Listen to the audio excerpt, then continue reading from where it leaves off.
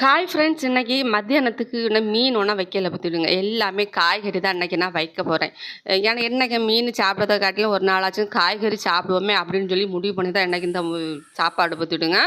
அப்படியே என்னென்ன வைக்கணும் தெரியுமா, எல்லா காய்கறியும் வெட்டி போட்டு சூப்பராட்டு ஒரு சாம்பார் வச்சுருக்கேன் பார்த்துடுங்க.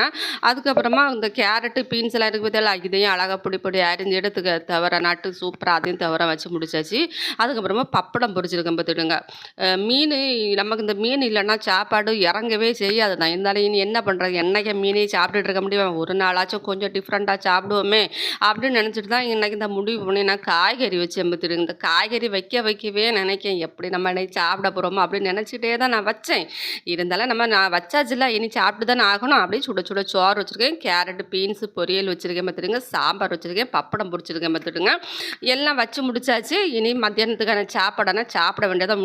மத்தியானத்துக்கு சாப்பாடு செம்ம கெட்டியலா